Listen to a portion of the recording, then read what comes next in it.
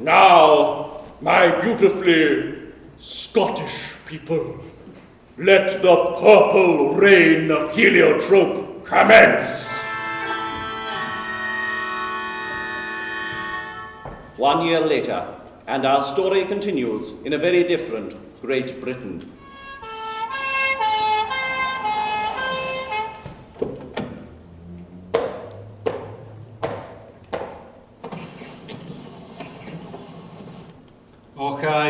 Okay.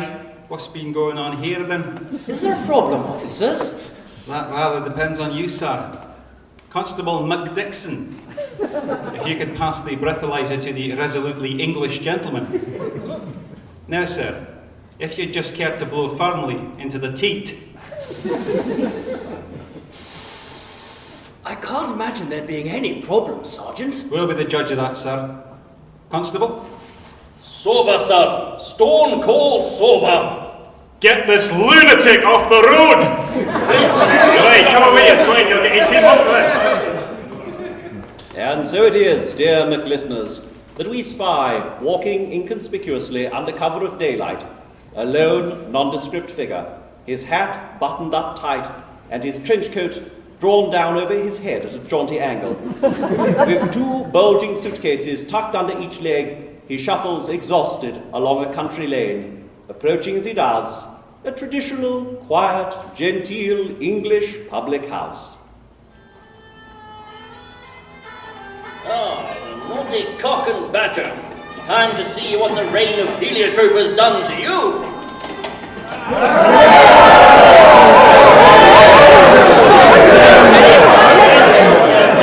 Just squeeze by before you throw. Thank you, Postcard. If you could possibly let me through. I'm sorry, Snug is booked for a private drunken brawl. In that case, tell the organisers of the fight that Mr. Culloden has returned from his trip to the distillery and has secured all the barrels. I think you'd best come inside.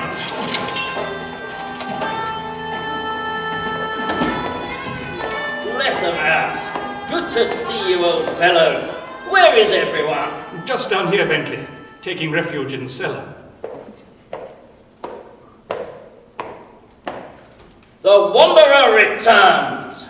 Benters, you devil, you're alive! Leyland Odloons, you old son of a father. Good grief, man.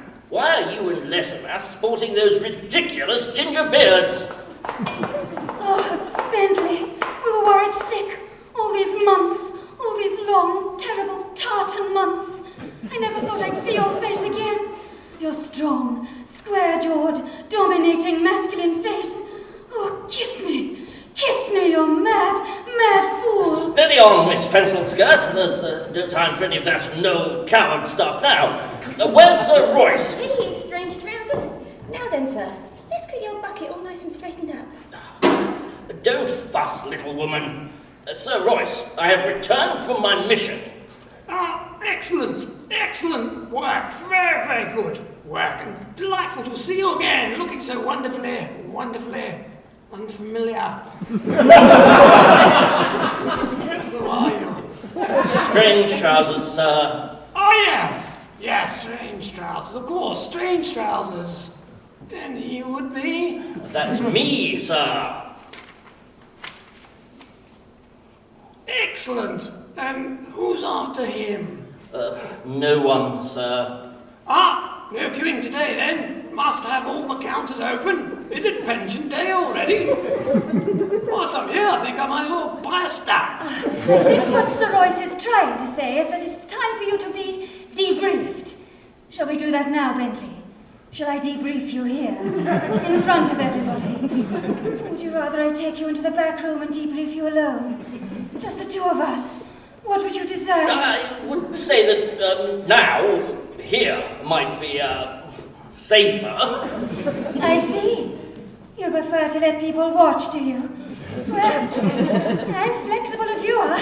You thoroughly reprehensible man. Come on, Pencil Skirt, let the fellow up for air. Colonel Horatio Shirts, Wild man, explorer, con artist and rogue, what are you doing back in England?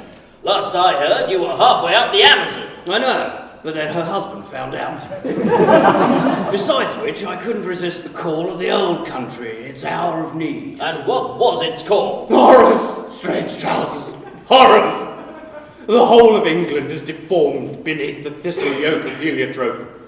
The endless bottles of scotch, the enforced diet of offal and deep-fried confectionery, the brawling in the street with great hairy ginger men in skirts. Surely that's pretty much a standard night out. I know, I don't feel special anymore. Not even a sniff of a royalty check to boot.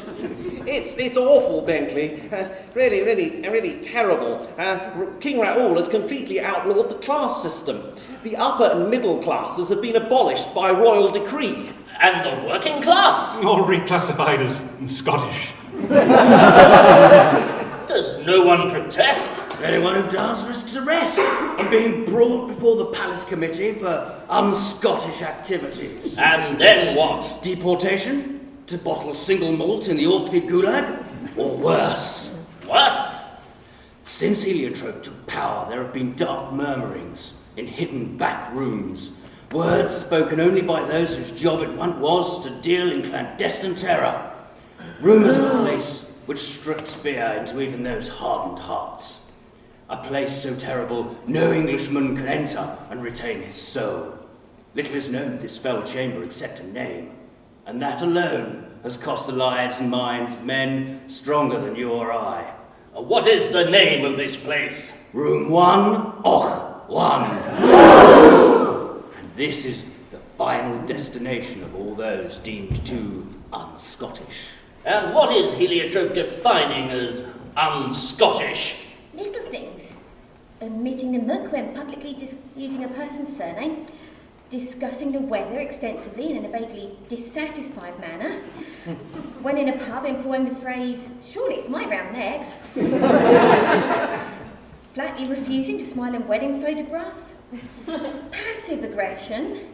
Shaving. Embarrassment. The use of underpants and acknowledging the existence of Test cricket. The fiend! I know, Bentley, and that's not even getting onto the standardised national dress code. In fact, got up like that, I'm amazed you escaped capture by the Imperial Sporran troopers. The Imperial what troopers? Heliotrope's fashion police. Whilst you've been away, King Raol has decreed the kilt to be the only legal leg covering acceptable for men of knee-displaying age. Kilts compulsory? Foul flapping skirt-style Tartan terrors? Nevertheless, I am sure this thigh-high pleated perversion has not diminished the upright resolve of the proud men of England. Oh, I don't know about that, strange trousers. These dash kilts get damn drafty in the winter months, so a certain degree of diminishment is inevitable. The less said about my upright resolve, the better. Once again, shirts, you are content to kowtow to those single-milled swilling swine. Greater mass!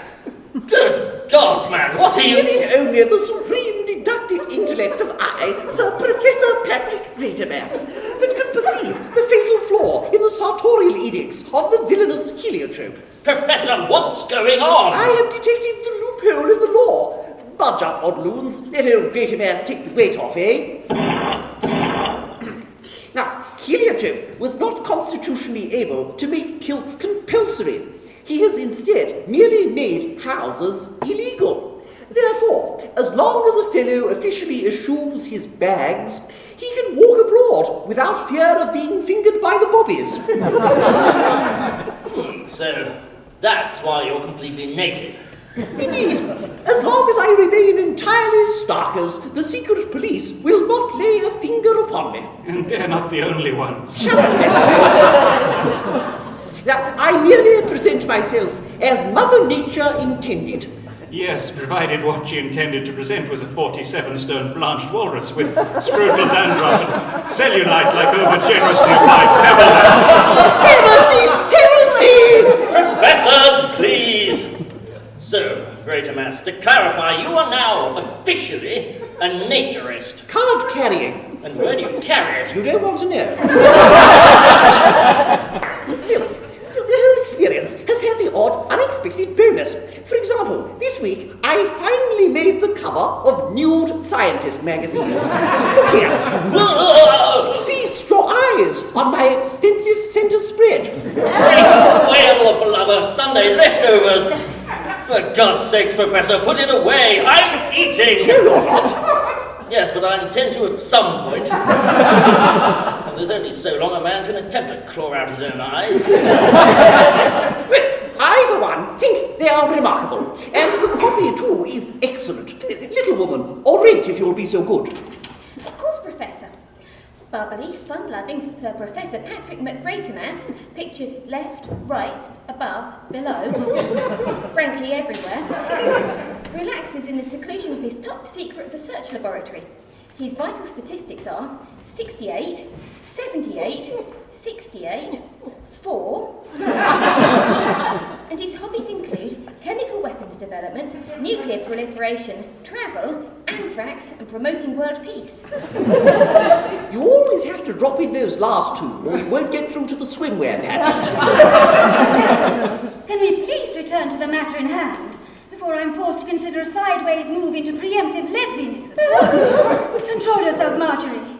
Now, Bentley, what news do you bring from the outside world? Well, Miss Pencilskirt, lastly, and necessarily in that order, our rightful Queen, Elizabeth I Part 2, is safe in hiding in the Caribbean.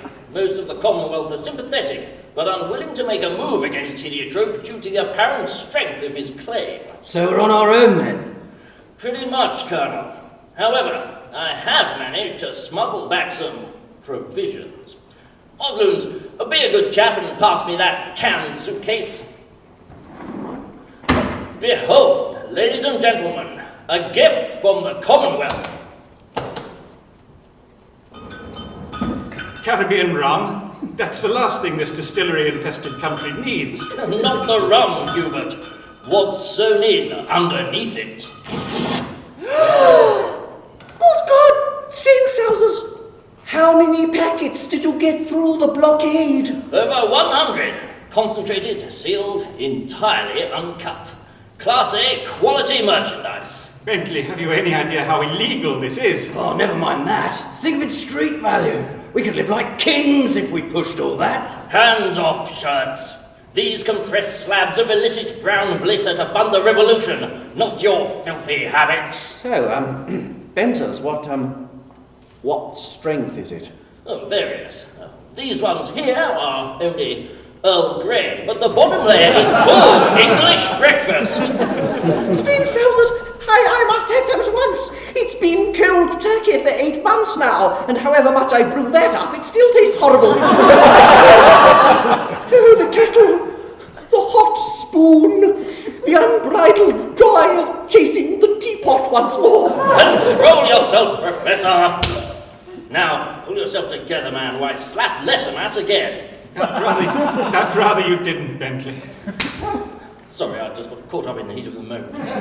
Then, might I suggest a soothing, relaxing cup of tea? A brilliant idea, Professor. I'll just put on the...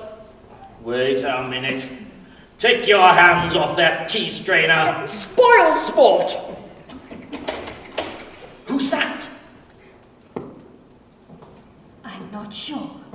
Marjorie, quickly, close that suitcase and put it somewhere no one in their right mind would want to look for it. Sit on that, will you, Professor? Of course, child. Now, everyone, look Scottish. Hubert, the pipes. Leyland shirts, the casual violence. Oh,